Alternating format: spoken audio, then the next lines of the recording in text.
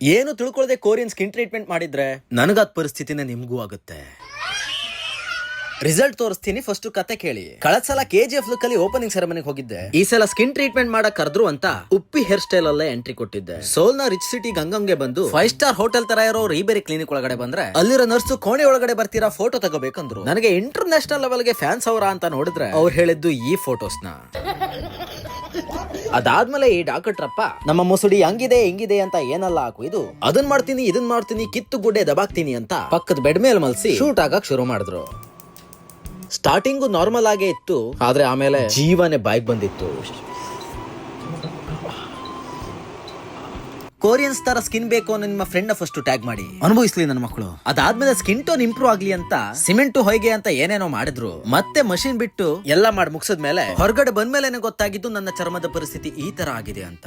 ಕೇಳಿದ್ರೆ 3 ದಿವಸ ಸರಿ ಹೋಗುತ್ತೆ ಅಂತ ಆರಾಮಾಗಿ ಹೇಳ್ತಿದ್ರು. ಇದನ್ನೆಲ್ಲ ನೀರ್ ಕುಡ್ದಂಗ್ ಮಾಡೋ ಇವ್ರಿಗೆ ದೊಡ್ಡ ವಿಷಯ ಏನಲ್ಲ ಬಿಡಿ.